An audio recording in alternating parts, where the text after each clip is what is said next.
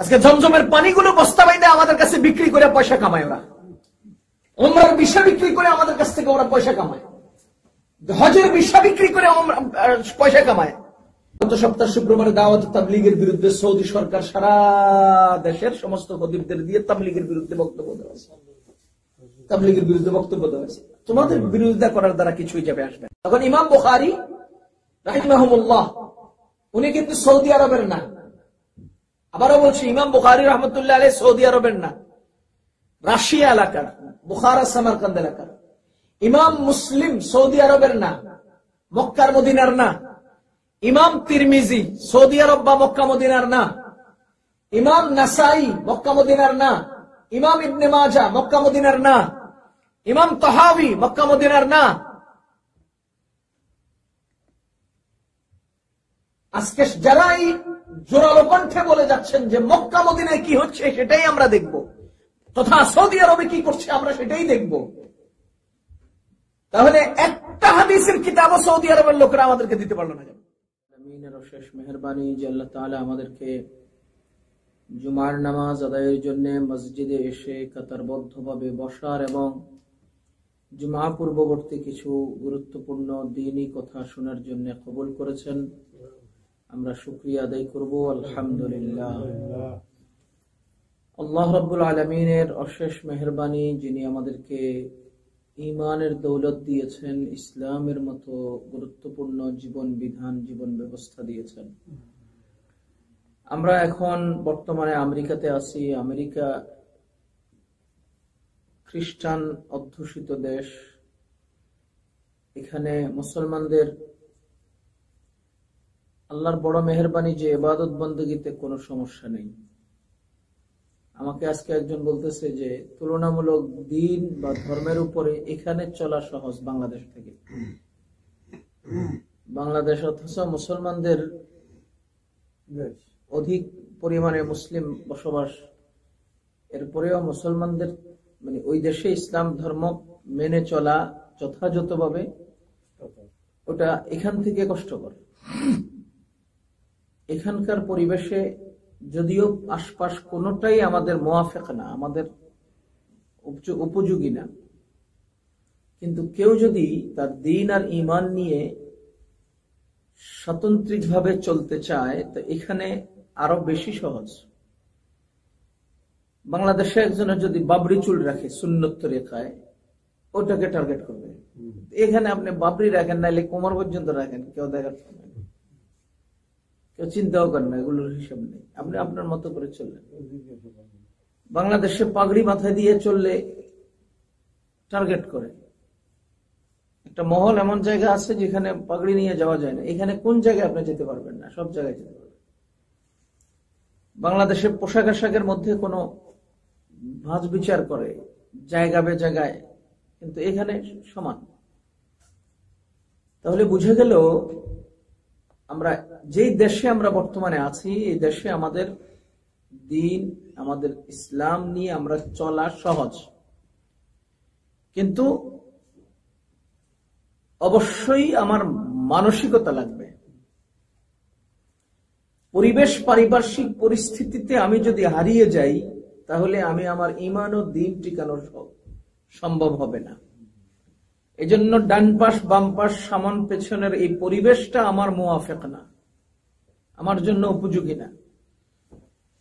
কিন্তু আমার জন্য আমি যদি নিজেকে এলিয়ে দেই, মিশিয়ে দেই, ভাসিয়ে দেই, তাহলে আমি শেষ।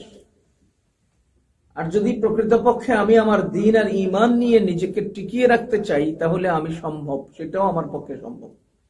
এমন না যে কেউ আমাকে বাধ্য করছে তুমি এটা করতে হবে বা এটা করতে হবে না।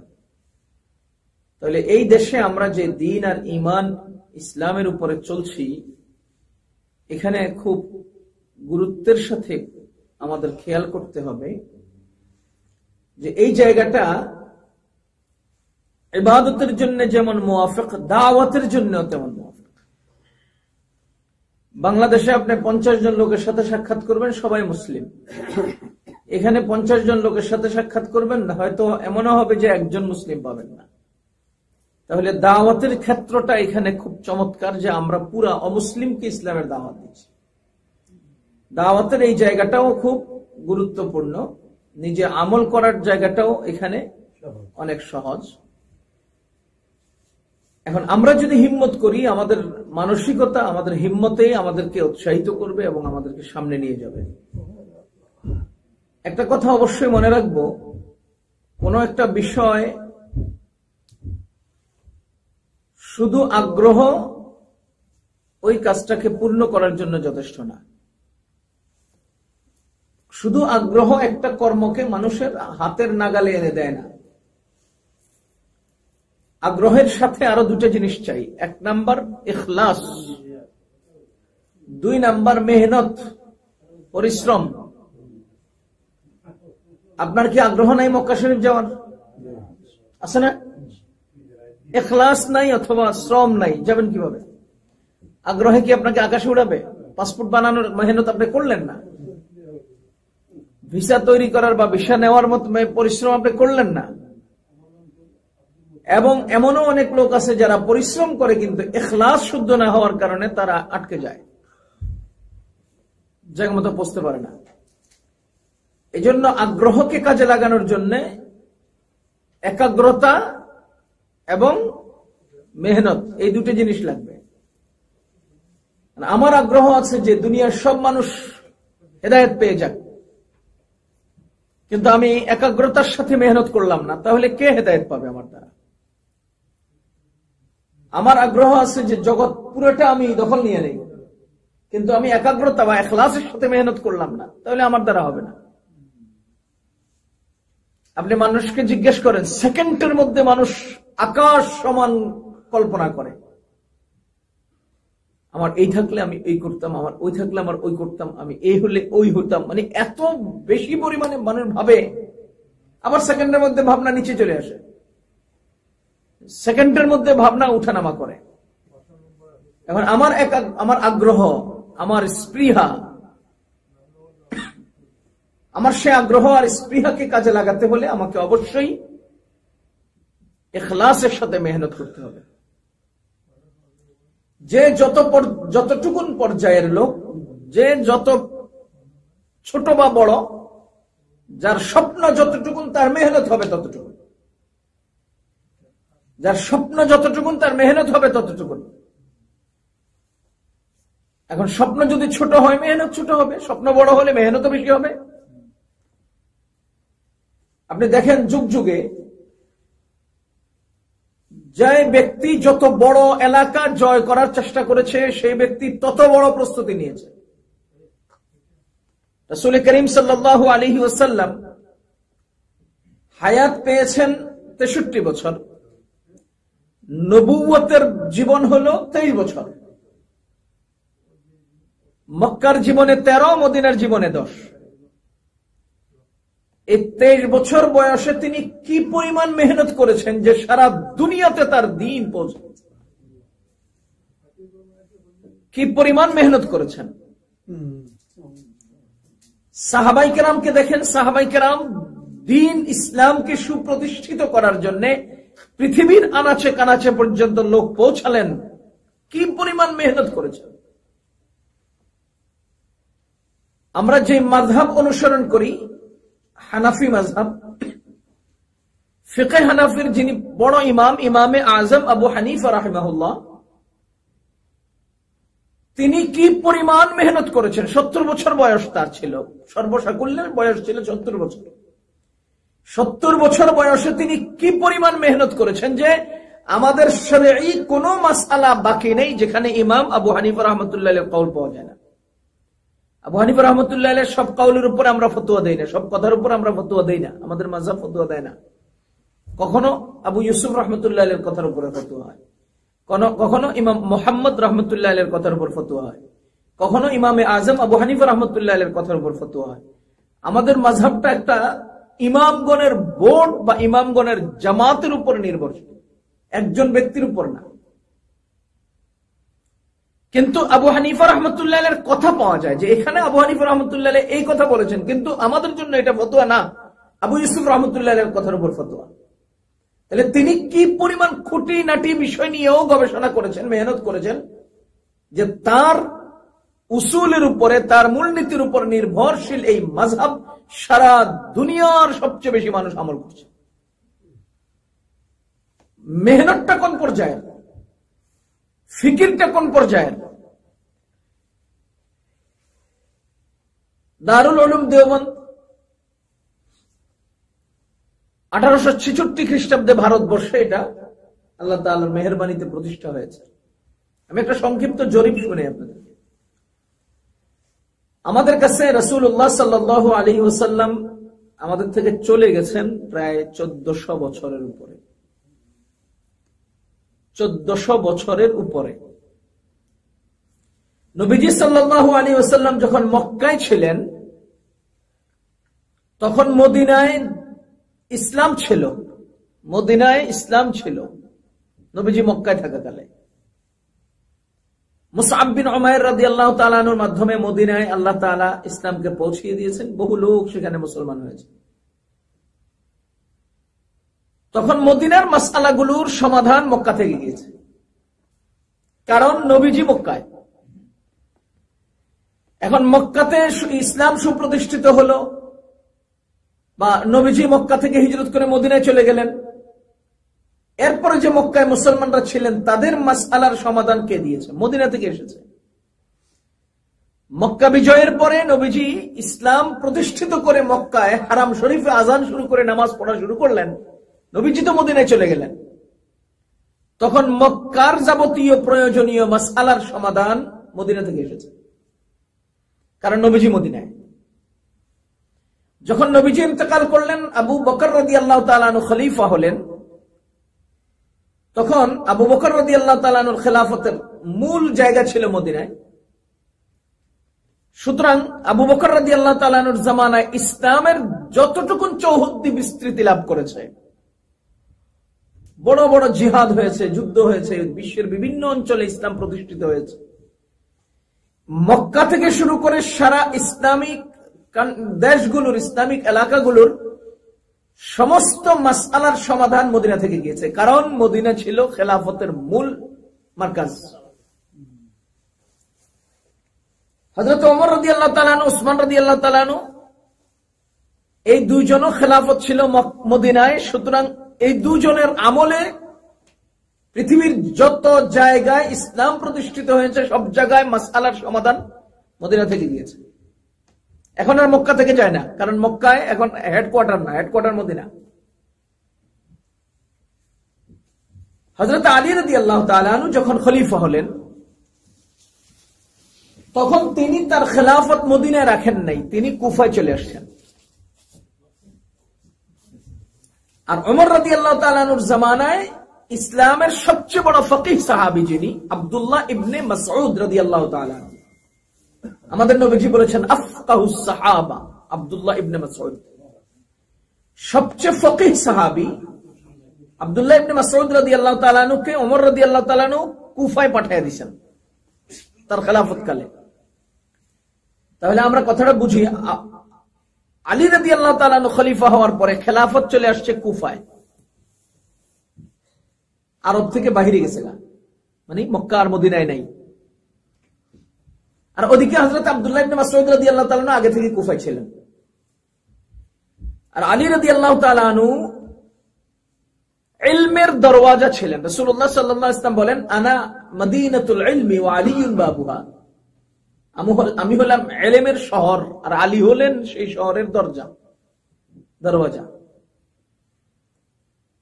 তাহলে কি পরিমাণ ইলমওয়ালা ছিলেন আলী রাদিয়াল্লাহু তাআলা আনহু। তিনিও কুফায়, আর সবচেয়ে বড় ফকিহ সাহাবী তিনিও কুফায়, আব্দুল্লাহ ইবনে মাসউদ। এখন যেহেতু খেলাফতের মার্কাজ কুফায় চলে গেছে, এখন মক্কা ও মদিনার কোন মাসআলার দরকার হলে সেটাও কুফা থেকে আসছে, যেহেতু মার্কাজ সেখানে। যে এলাকার আঞ্চলিক যে উলামায়ে কেরাম ছিলেন, ফুকাহায়ে কেরাম ছিলেন, অথবা যে সমস্ত বড় বড় সাহাবীগণ ছিলেন, সামগ্রিকভাবে কোনো সমাধানে না আসলে আঞ্চলিক কোন বিষয়ে মাসআলার সমাধানের দরকার হলে তারা দিয়ে দিতেন। কিন্তু রাষ্ট্রীয় পর্যায়ের সামগ্রিকভাবে কোন মাসআলার কোন বিষয়ের সমাধান যদি হতো তো সেটা মদিনা থেকে আসতো না, সেটা ওই মার্কাজ থেকে আসতো। এরপরে ধারাবাহিকভাবে ফোকাহায়ে কেরামের যুগ আসলো, সাহাবায়ে কেরামের পরে তাবেঈগণের যুগে ফোকাহায়ে কেরামের যুগের প্রয়োজন পড়লো। দুই গ্রুপের প্রয়োজন পড়েছে এর পরে, সাহাবায়ে কেরামের পরের স্টেপে, পরের স্তরে দুই গ্রুপের লোকের প্রয়োজন পড়েছে। এক নাম্বার, উম্মতের জন্য কোরআন হাদিসকে সংরক্ষণ করার দরকার পড়েছে। দ্বিতীয় নাম্বার, উম্মতের জন্য ফিকহি মাসাইলগুলো ইস্তেমবাতের প্রয়োজন পড়েছে। আবার বলছি, এক নাম্বার, হাদিসগুলো সংরক্ষণের প্রয়োজন দেখা দিয়েছে। কারণ আপনারা জানেন আলী রাদিয়াল্লাহু তাআলা আনহু, হযরত ওসমান রাদিয়াল্লাহু তাআলা আনহু শাহাদাতের মাধ্যমে, আলী রাদিয়াল্লাহু তাআলা আনহুর খেলাফত কালে জঙ্গে জামাল, জঙ্গে সিফফিন সহ বড় বড় কিছু অভ্যুত্থান হয়েছিল। সেই সময় মুসলিমদের মধ্যে মুনাফিক ও ইহুদিদের হস্তক্ষেপ এমন ভাবে প্রবেশ করেছে, সেই সময় মুসলমানদের মধ্যে বিশাল বিশাল কিছু যুদ্ধ, কিছু দ্বন্দ্ব তৈরি হয়েছিল। সেই সুবাদে, সেই সুযোগে বিভিন্ন দল উপদলে বিভক্ত হয়ে যাচ্ছিল মুসলিমরা। তখন মনে করেন যে কোনো লোক তার পক্ষে একটা কথা উত্থাপন করে নিজে একটা ইবারত, একটা আরবি পংক্তি, আরবি কবিতা, আরবি লাইন লিখে সেটাকে হাদিস বলে চালায় দিত। বুঝলেন না? নিজেদের দলের যেহেতু দল উপদলে বিভক্ত হচ্ছে, এখন আমার পক্ষে একটা কথা বললাম, বললাম যে এটা হাদিসে আছে, কোন হাদিসে আছে, অমুক হাদিসে আছে, অথচ এটা তার বানানো কথা। এইভাবে যখন নাকি বিভিন্ন জন বিভিন্ন ভাবে হাদিস বানানো শুরু করেছে, তখন সাহাবায়ে কেরাম রিদওয়ানুল্লাহি তাআলা আলাইহিম আজমাইন এর পরের স্টেপে হযরত ওমর ইবনে আব্দুল আজিজ রাহমাতুল্লাহ আলাইহির যুগে বিশেষত তিনি বড় বড় উলামায়ে কেরামকে দায়িত্ব দিলেন যে আর নয় কারো বানানো শব্দটাকে হাদিস বলে চালিয়ে দেওয়া, শক্ত সনদের সাথে, মজবুত সনদের সাথে আমাদের উম্মতের জন্য হাদিসগুলোকে সংরক্ষণ করার দরকার। তখন ইমাম বুখারী রাহমাতুল্লাহি আলাইহি সর্বনিম্ন 3 সনদ, 4, 5, 6, 7 সনদেও তিনি হাদিস বর্ণনা করেছেন এবং লিপিবদ্ধ করেছেন। আমি আবারও বলছি, ইমাম বুখারী রাহমাতুল্লাহি আলাইহি এমন একজন ব্যক্তি, তার 3 সনদে হাদিস আসছে। 3 সনদ মানে তিনি ইমাম বুখারী, তার উস্তাদ মুহাম্মদুর রাসূলুল্লাহ, 3 জন উস্তাদের ভাইয়া হয়ে রাসূল সাল্লাল্লাহু আলাইহি ওয়াসাল্লাম থেকে হাদিসটা বর্ণনা করেছেন। এরকমই আমরা যারা হাদিস পড়েছি, বুখারী শরীফ পড়েছি নাসির আহমদ খান সাহেবের কাছে, তিনি পড়ছেন হযরত হোসেন আহমদ মাদানী রাহমাতুল্লাহি আলাইহির কাছে, তিনি পড়ছেন হযরত মাহমুদ হাসান দেওবন্দি রাহমাতুল্লাহি আলাইহির কাছে, তিনি পড়ছেন কাসিম নানতুবি রাহমাতুল্লাহি আলাইহির কাছে, তিনি পড়ছেন আব্দুল কাদের মুহাদ্দিস দেহলভী রাহমাতুল্লাহি আলাইহির কাছে, আব্দুল গনি মুহাদ্দিস দেহলভীর কাছে, তিনি পড়ছেন শাহ আব্দুল আজিজ মুহাদ্দিস দেহলভীর কাছে, তিনি শাহ ওলিউল্লাহ মুহাদ্দিস দেহলভীর কাছে। এই যে আমরা একজন স্তর বাই স্তর কার কাছে হাদিসটা পড়লাম, এটা যে সনদ রয়েছে, এটার নাম হলো সনদ। ইমাম বুখারী রাহমাতুল্লাহি আলাইহি কার কাছ থেকে হাদিসটা নিলেন, এই ধারাবাহিকতায় রাসূল সাল্লাল্লাহু আলাইহি ওয়াসাল্লাম পর্যন্ত প্রত্যেকটা হাদিসের সনদ বর্ণনা করে বুখারী শরীফ লিখলেন। ইমাম বুখারী রাহমাতুল্লাহি আলাইহির মূল টার্গেট ছিল কি, হাদিস কোনটা সহিহ আর কোনটা সহিহ না সেটা নির্ধারণ করে সহিহ হাদিসটাকে জমা করা। এখন হাদিসটা উম্মতে আমল করবে কি করবে না সেটা ইমাম বুখারীর কাজ না। আমি আবার বলছি, হাদিসটা উম্মতের জন্য আমল যোগ্য কি যোগ্য না, আমল করার কি করার না, এটা ইমাম বুখারী রাহমাতুল্লাহি আলাইহির কাজ ছিল না। ইমাম বুখারী রাহমাতুল্লাহি আলাইহির কাজ ছিল বানানো হাদিসগুলোকে বাতিল করে স্বচ্ছ এবং সহিহ হাদিসগুলোকে জমা করা। এটা হাদিস সহিহ কি সহিহ না, সনদ ঠিক কি ঠিক না, এটাই দেখবে। তা না হলে আপনি বলেন আমরা কি উম্মতে দাঁড়িয়ে পেশাব করে, এটা কি শরীয়ত? কিন্তু বুখারী শরীফের মধ্যে রাসূল সাল্লাল্লাহু আলাইহি ওয়াসাল্লাম দাঁড়িয়ে পেশাব করতেন, হাদিসটা আনলো কেন? এই হাদিসটা আনলো কেন? এই হাদিসটা সহিহ, বর্ণনাগত সহিহ, আমলগত উম্মতের জন্য এটা আমল না, আমলের না। তাহলে ইমাম বুখারী রাহমাতুল্লাহি আলাইহির কাজ আমলকে উল্লেখ করা না, হাদিস সহিহ কিনা এটা নির্ধারণ করা। রাসূল সাল্লাল্লাহু আলাইহি ওয়াসাল্লাম বাইতুল মাকদাসের দিকে ফিরে নামাজ পড়ছেন, এটা কি আমাদের জন্য এখন আমল? উম্মতের জন্য এটা আমল যে বাইতুল মাকদাসের দিকে ফিরে নামাজ পড়েন? তাহলে ইমাম বুখারী তার কিতাবের মধ্যে রাসূল সাল্লাল্লাহু আলাইহি ওয়াসাল্লাম বাইতুল মাকদাসের দিকে ফিরে আমল করছেন, এটা আনলেন কেন? রাসূল সাল্লাল্লাহু আলাইহি ওয়াসাল্লাম 4 এর অধিক বিয়ে করেছেন, এটা কি উম্মতের জন্য আমল? না। কিন্তু ইমাম বুখারীটা আনলেন কেন? এই জন্য যে তার মূল টার্গেট আমল কোনটা করা না এটা নয়, তার টার্গেট ছিল হাদিস কোনটা সহি না এটা দেখা। তাহলে আমি আগেই বলেছি সাহাবাই কেরামের যুগ পার হয়ে যাওয়ার পরে তাবেঈগণের যুগে ভীষণভাবে দুইটা বিষয় খুব বেশি প্রয়োজন লক্ষ্য করা গেছে। এক নম্বর হলো উম্মত আমল করবে কোনটা আমল করবে না এটা নির্ধারণ করে মাসআলার ইস্তেমবাত করা। দুই নম্বর হলো হাদিস কোনটা সহি আর কোনটা সহি না সেটাকে আলাদা করে তারতিব দেওয়া। দুটো জিনিস আলাদা প্রয়োজন দেখা দিয়েছে। তখন ইমাম বুখারী রাহিমাহুমুল্লাহ উনি কিন্তু সৌদি আরবের না, আবারও বলছি ইমাম বুখারী রহমতুল্লাহ আলাইহি সৌদি আরবের না, রাশিয়া এলাকার, বুখারা সামারকান্দ এলাকার। ইমাম মুসলিম সৌদি আরবের না, মক্কার মদিনার না। ইমাম তিরমিজি সৌদি আরব বা মক্কা মদিনার না। ইমাম নাসাই মক্কা মদিনার না। ইমাম ইবনে মাজাহ মক্কা মদিনার না। ইমাম তাহাবি মক্কা মদিনার না। আজকে যারা এই জোরালো কণ্ঠে বলে যাচ্ছেন যে মক্কা মদিনায় কি হচ্ছে সেটাই আমরা দেখব, তথা সৌদি আরবে কি করছে আমরা সেটাই দেখব, তাহলে একটা হাদিসের কিতাবও সৌদি আরবের লোকেরা আমাদেরকে দিতে পারলো না। কেন দিতে পারলো না? এই জন্য সৌদি আরব সরকার এই যে আল সৌদ ধারাবাহিকভাবে যারাই বর্তমানে চালু আছে এরা মানে অন্য ধর্মাবলম্বীদের সাথে এমন ভাবে আতাত করেছে যে তার ঈমান ইসলাম জলাঞ্জলি যাক, ধর্ম নিঃশেষ হয়ে যাক, তাদের ক্ষমতা তারা টিকিয়ে রাখতে চায়। সৌদি আরবে 350 সিনেমা হল তৈরি হচ্ছে।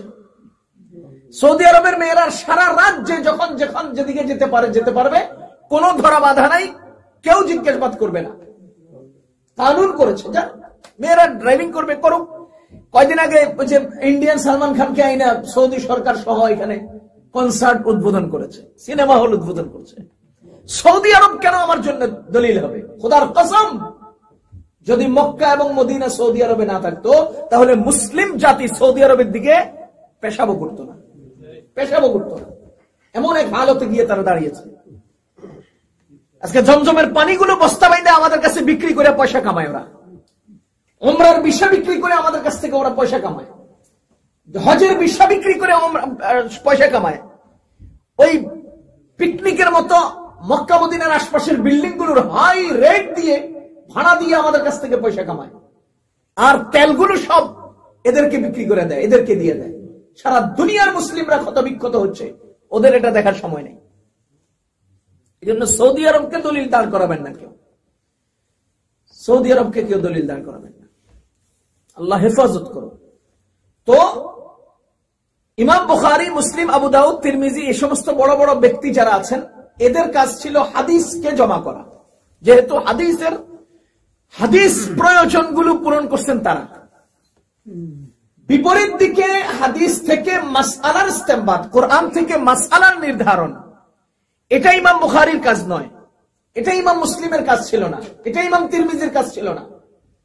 কোরআন ও হাদিস ঘেটে উম্মতের জন্য মাসআলাগুলোকে নির্ধারণ করা এবং লিস্ট করা, তৈরি করা, কোন হুকুম দ্বারা কি নির্ধারিত হবে এগুলোকে নিয়ে গবেষণা করা, এটা ইমাম আবু হানিফা রাহমাতুল্লাহ আলাইহি, ইমাম আবু ইউসুফ, ইমাম মুহাম্মদ, ইমাম জুফর, আর ওদিকে ইমাম শাফিঈ, ইমাম মালিক, ইমাম আহমদ ইবনে হাম্বল, এই জাতীয় মস্ত বড় বড় ইমামগণের কাজ ছিল এটা।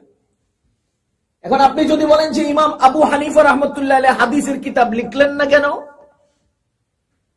তখন আপনাকে আমি জিজ্ঞেস করব, ডাক্তার সাহেব ইঞ্জিনিয়ারিং প্রসঙ্গে বই লিখেন নাকি? ডাক্তার সাহেব কি ইঞ্জিনিয়ারিং বই লেখে না ডাক্তারি বই লেখে? ইঞ্জিনিয়ার সাহেবকে ডাক্তারি বই লেখে না ইঞ্জিনিয়ারিং বিষয়ে বই লেখে? যে সাবজেক্টের উপরে আছেন তিনি সেই সাবজেক্টের উপরে কাজ করছেন কিনা? আমার যদি আপনি জিজ্ঞেস করেন যে আপনি শেক্সপিয়ারের নাম জানেন, তার জীবনী সম্পর্কে কি জানেন, আমি তো এটা আমার সাবজেক্টই না, আমাকে কেন জিজ্ঞেস করবেন? আমার জিজ্ঞেস করেন ওযুতে কয় ফরজ, আমাকে জিজ্ঞেস করেন নামাজে কয় ফরজ, আমাকে জিজ্ঞেস করেন ওযুর ফরজ সাব্যস্ত হয়েছে 4টা কেন, কোন আয়াত দিয়ে? কারণ এটা আমার সাবজেক্ট, এটা আমার বিষয়বস্তু।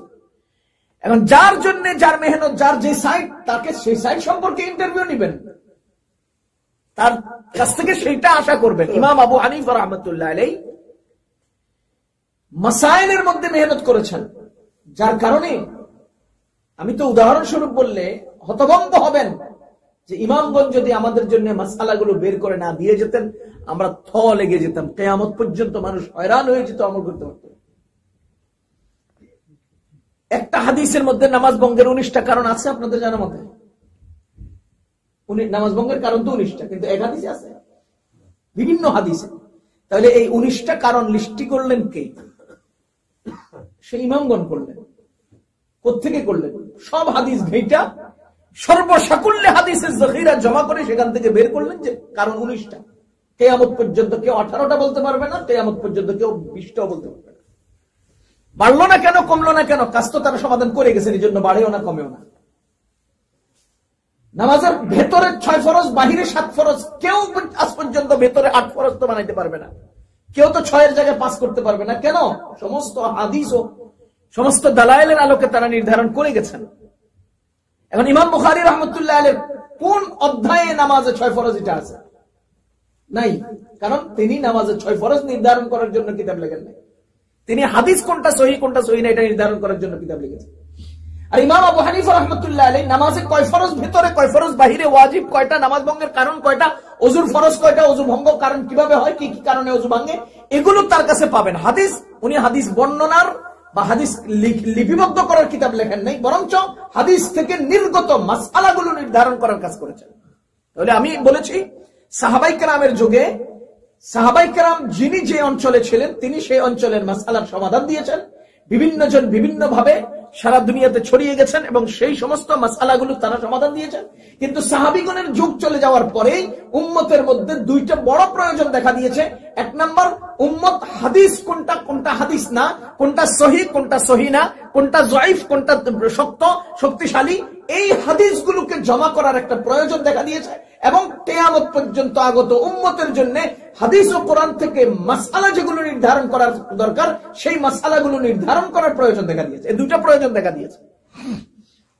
তখন ইমাম বুখারী, ইমাম মুসলিম, এই সকল ইমামগণ হাদিস জমা করার কাজ করেছেন।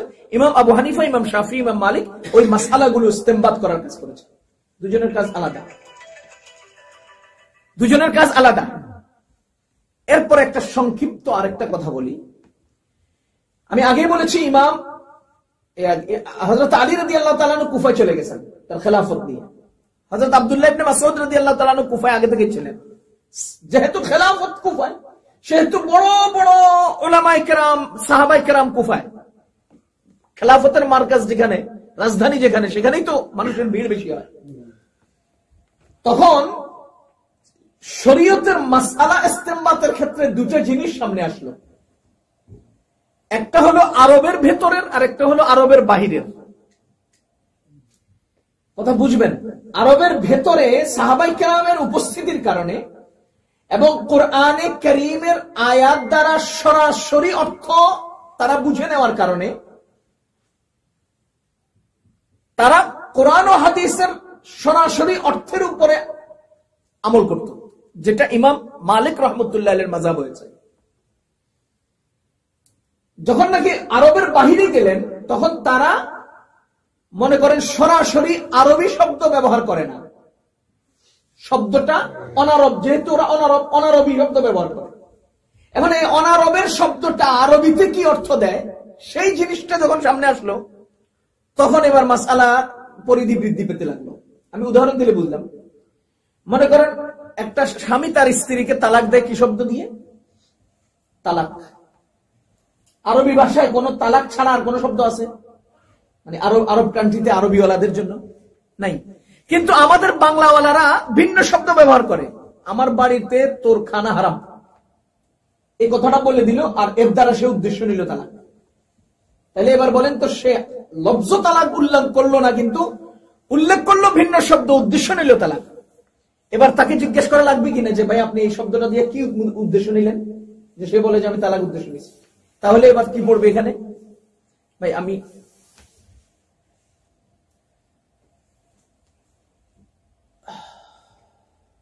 নামাজ সুন্নতের টাইম দেবো আমরা ইনশাআল্লাহ।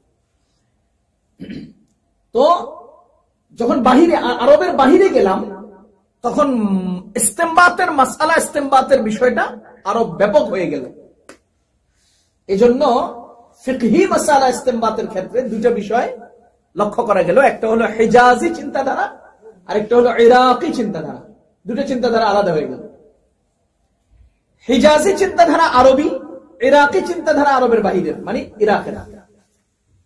ইরাকি চিন্তাধারার প্রধান ছিলেন ইমামে আবু হানিফা।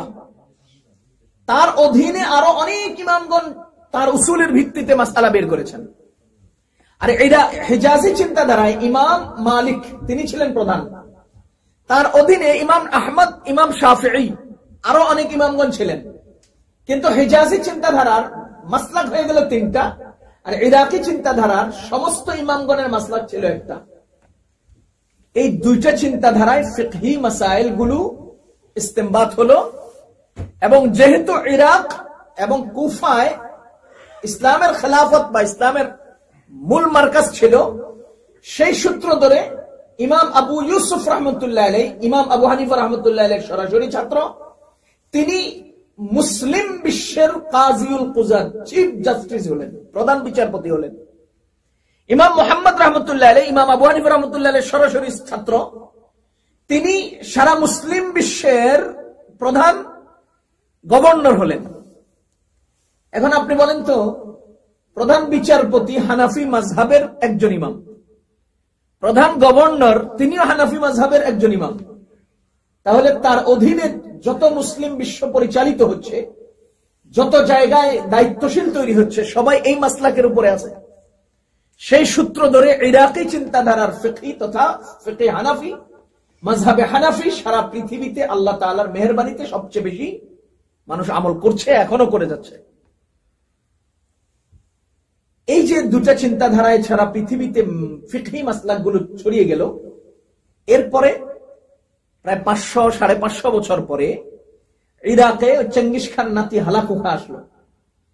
তখন মুসলমানদের ক্ষমতাধর ছিলেন, মুসলিম সরকার ছিল মুস্তাকিম বিল্লাহ, একটু আয়াসী ছিল, উল্লাস প্রিয় ছিল।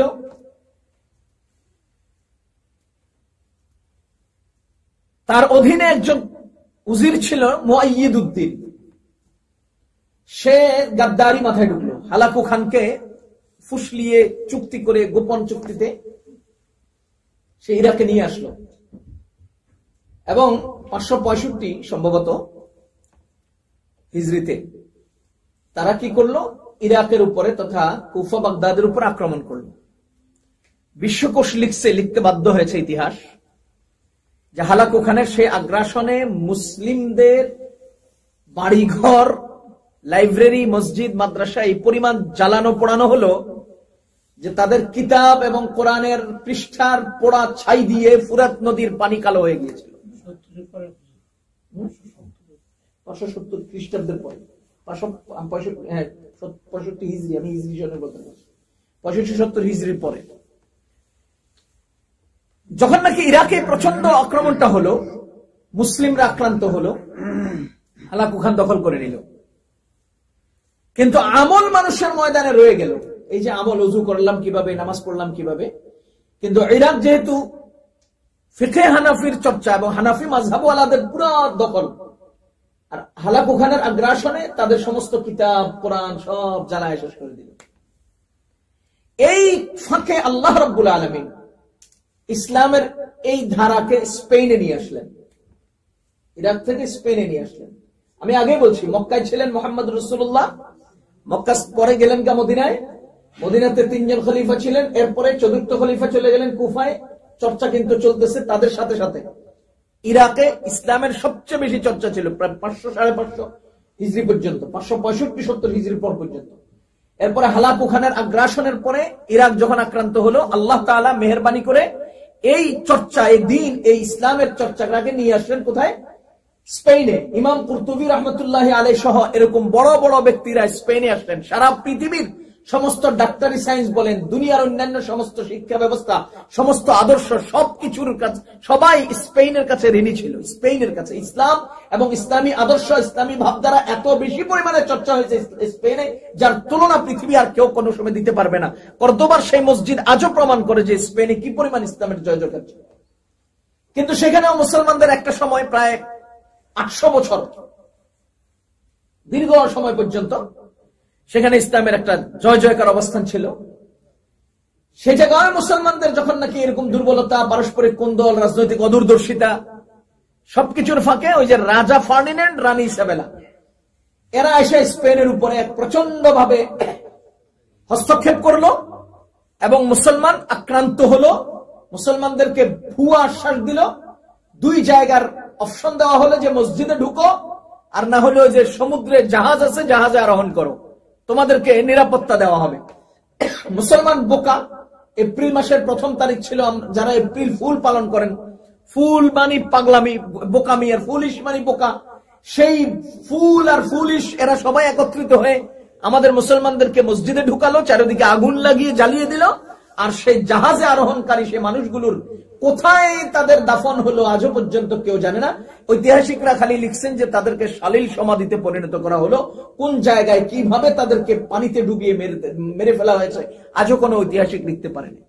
কেন?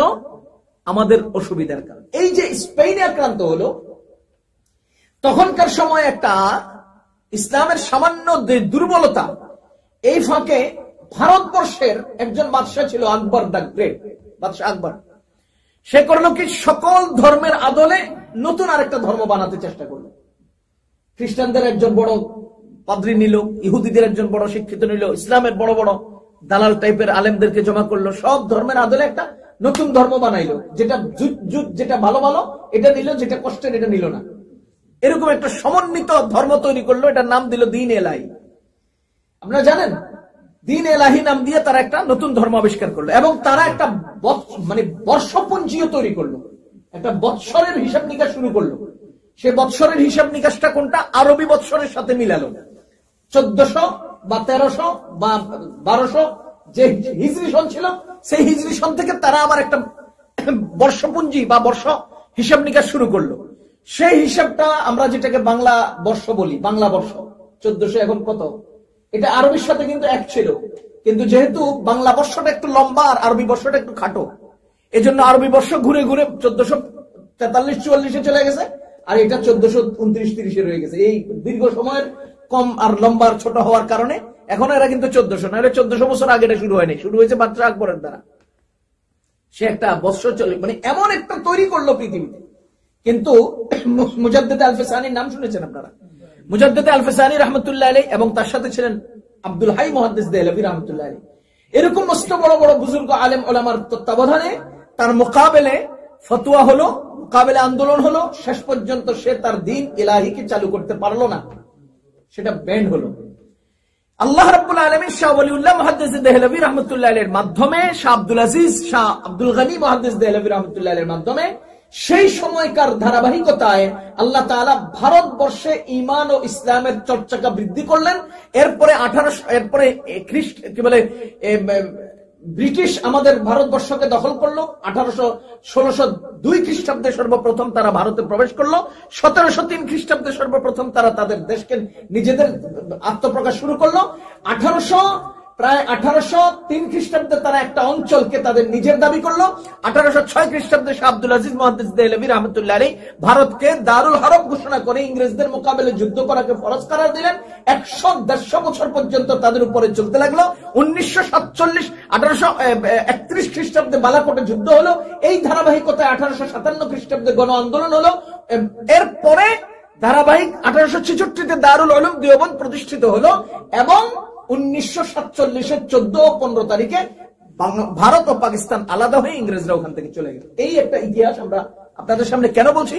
যে আল্লাহ রাব্বুল আলামিন মক্কা মদিনার পরে কুফা বাগদাদের পরে স্পেনের পরে ভারতবর্ষ দারুল উলুম দেওবন্দের মাধ্যমে আজকে দ্বীন ও ঈমানের ইসলামের সঠিক সঠিক সঠিক সঠিক চর্চা যদি কেউ করে তো দারুল উলুম দেওবন্দ করছে এবং উলামায়ে দেওবন্দি করছে। আপনি হিসাব নিকাশ মিলিয়ে দেখেন পৃথিবীর ইতিহাসে বর্তমান প্রজন্মে বর্তমান পৃথিবীতে আধুনিক পৃথিবীতে পৃথিবীর যে কোনো প্রান্তে যে কোনো অঞ্চলে যে কোনো কিনারায় যদি দ্বীন ও ঈমানের পক্ষে কেউ কথা বলে, যদি কানে আঙ্গুল দিয়ে পাহাড়ের উপরে কেউ আজান দেয়, কোন দ্বীপের মধ্যে কেউ যদি নামাজ পড়ে, উড়ন্ত বিমানে যদি কেউ নামাজ পড়ে, তদন্ত করে দেখেন দারুল উলুম দেওবন্দের চেতনায় উজ্জীবিত হয়ে সে আজকে নামাজ আদায় করছে। দাওয়াত ও তাবলীগের মেহনত, দারুল উলুম দেওবন্দের মেহনত, এই মসজিদের প্রতিষ্ঠান মেহনত, দারুল উলুম দেওবন্দের মেহনত, দারুল উলুম নিউ ইয়র্কের মেহনত, দারুল উলুম দেওবন্দের মেহনত। আমি 2015 সালে জাপানে গিয়েছিলাম, সেখানকার তাবলীগী মার্কাজ দারুল উলুম দেওবন্দের মেহনত। আফ্রিকায় যান, ইংল্যান্ডে যান, যেই কোন জায়গায় পৃথিবীতে যান, বর্তমান পৃথিবীর দ্বীন চর্চা এবং মেহনতে দারুল উলুম দেওবন্দের মেহনত। এজন্য ভাইও, সৌদি আরব থেকে যদি দাওয়াত ও তাবলীগের বিরুদ্ধে কোনো একটা খুতবা আসে, বিচলিত হওয়ার কিছু নেই। সৌদি আরবকে বর্তমানে ইসরায়েলরা এমন ভাবে দখলে নিয়েছে যে ইসরায়েলের স্লোগানটা সৌদি আরবের খতিব সাহেবদের মুখ দিয়ে বেরোচ্ছে। খোদার কসম, ইসরায়েলের কথাগুলো এখন সৌদি আরবের খতিবদের মুখ থেকে বেরোচ্ছে। সাবধান, আমি অনুরোধ করবো আল্লাহর রাস্তায়, সৌদি আরব আমাদের জন্য উসওয়া নয়, মুহাম্মদুর রাসূলুল্লাহ সাল্লাল্লাহু আলাইহি ওয়াসাল্লাম আমাদের জন্য উসওয়া। এজন্য এখন গত সপ্তাহ শুক্রবারে দাওয়াত ও তাবলীগের বিরুদ্ধে সৌদি সরকার সারা দেশের সমস্ত খতিবদের দিয়ে তাবলীগের বিরুদ্ধে বক্তব্য দেওয়াছে, তাবলীগের বিরুদ্ধে বক্তব্য দেওয়াছে। তোমাদের বিরোধিতা করার দ্বারা কিছুই যাবে আসবে না। যাহা হোক, আমরা কথা বলতে বলতে লম্বা করে ফেলছি। আল্লাহ তাআলা মেহেরবানি করে আমাদেরকে মেহনত করার তৌফিক দিন। ব্যক্তিগতভাবে মেহনত করব, পারিবারিকভাবে মেহনত করব, সামাজিকভাবে মেহনত করব। আমি আগেই বলেছি, কোন একটা আগ্রহকে বাস্তবায়ন করার জন্য ইখলাস এবং মেহনত লাগবে। আমার আপনার প্রত্যেকের আগ্রহ আছে সৌদি আরব যাওয়ার বা মক্কা শরীফ যাওয়ার বা হজ করার। আমার আপনার সবার প্রচন্ড আগ্রহ আছে নিউ ইয়র্কে একটা বাড়ি করার। এই আগ্রহ দিয়ে বাড়ি হবে না, এই আগ্রহ দিয়ে সৌদি আরব বা মক্কা মদিনায় যাওয়া যাবে না। এর সাথে চাই একাগ্রতা, চাই মেহনত। এই দুটো জিনিস একত্র করলে ইনশাআল্লাহ আমাদের সমাজ সুন্দর হবে, পরিবার সুন্দর হবে, সবাই সুন্দর হব। আমার আগ্রহ দিয়ে আমার ছেলে নামাজি হবে না, আমার স্পৃহা দিয়ে আমার পরিবার পর্দানিসীন হবে না, আমার আগ্রহ দিয়ে আমার ঘর সুন্দর হবে না। আমার চাই ইখলাস, চাই মেহনত, চাই ইখলাস, চাই মেহনত। আল্লাহ তাআলা আমাদেরকে মেহনত করার তৌফিক দান করুন।